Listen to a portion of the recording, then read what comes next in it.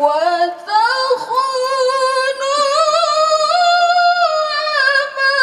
أماناتكم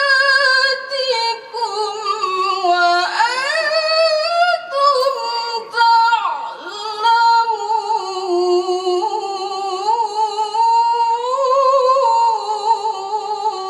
Kami menyampaikan sedikit saja.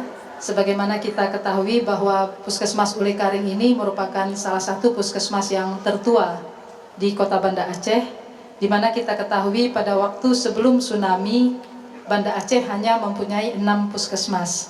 Pada waktu musibah tsunami, Puskesmas Ule Karing Lama itu termasuk salah satu puskesmas yang tidak terkena dampak tsunami, tapi kena gempanya saja, Bapak Ibu.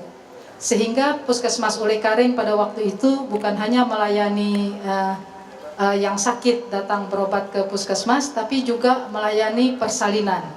Karena pada waktu itu kita tahu rumah sakit di Banda Aceh juga sebagian besar, termasuk Rumah Sakit Zainul Abidin, Rumah Sakit Harapan Bunda, Rumah Sakit Fakinah, Malahayati, semuanya kolaps. Jadi itu termasuk yang juga puskesmas yang melayani persalinan. Syukranillah. Salatan wa salaman ala rasulillah wa ala alihi wa sahbihi wa mawala. Intinya kita bersyukur atas rahmat Allah. Hari ini kembali kita meresmikan sebuah PTD Puskesmas di Ule Karing ini, di mana tadi telah disampaikan oleh Ibu Kepala Dinas Kesehatan Kota Banda Aceh bahwasanya Puskesmas Ule Karing ini adalah puskesmas yang tertua, hanya lokasinya dipindahkan. Dan kita paham betul bahwasanya puskesmas ini merupakan kebutuhan dari masyarakat. Dengan adanya puskesmas ini, tentu masyarakat Ule Karing tidak perlu jauh-jauh harus ke kecamatan lainnya, tetapi cukup hadir di puskesmas ini untuk mendapatkan pelayanan kesehatan bagi masyarakat. Apalagi terutama concern kita kepada ibu hamil, ya, anak-anak. Nah, ini tentu merupakan harapan dari seluruh warga masyarakat. Kita sudah ada 5 puskesmas yang standar ISO, dan insya Allah tahun ini bertambah 1. Mudah-mudahan puskesmas ini ke depan juga bisa menjadi puskesmas yang berstandar dengan ISO.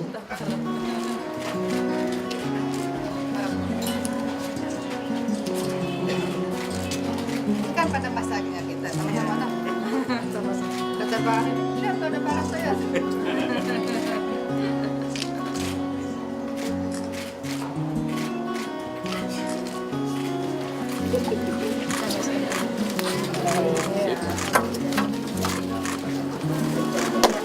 Dilanjutkan dengan peninjauan gedung PTD Puskesmas. Ya, insya Allah mudah-mudahan tahun ini bertambah 1 puskesmas lagi. Puskesmas ini yang kita rencanakan di Puskesmas Ule Karing ini, karena standar bangunan, pelayanan, kemudian fasilitas, standarnya udah cukup bagus. Tinggal kita sempurnakan lagi dari sistem manajemen dan sebagainya. Ya memang targetnya sampai tahun 2017 itu ada 5 puskesmas yang standar ISO. Ya mudah-mudahan bisa lebih dari apa yang kita targetkan kan.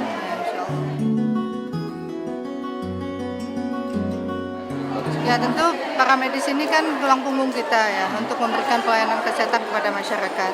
Terkadang masyarakat bukan karena dia sakit, tapi karena memang perlu sugesti dari kita untuk memberikan rasa aman, rasa nyaman gitu. Jadi pelayanan harus prima, dengan senyuman, dengan keramah tamahan, dengan mengerti apa yang diinginkan oleh pasien. Jadi kalau ini bisa dilakukan, tentu masyarakat akan menaruh kepercayaan dan senang ya. Banyak kita lihat pelayanan puskesmas sekarang kan semakin lebih baik. Jadi ketika saya melihat ada yang sakit, justru dia lebih mau diterapi di puskesmas dibanding dia harus ke rumah sakit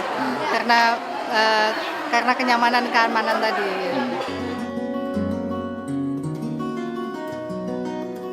Ini kan ada hal-hal yang perlu disempurnakan. Katakanlah untuk bagaimana kita bisa memberikan percepatan pelayanan untuk semua pihak. Jadi selama ini kan kalau yang tidak terdata dan sebagainya itu kan sulit sekali rasanya untuk mereka bisa mendapatkan bantuan dari BPJS. Nah, tadi kita minta harusnya ada kuota yang bisa kita isi sewaktu-waktu. Memang yang sakit ini, apalagi yang parah, ternyata tidak memiliki data di BPJS, tapi punya kuota yang bisa diisi. Nah ini, tapi belum ada jawaban dari BPJS.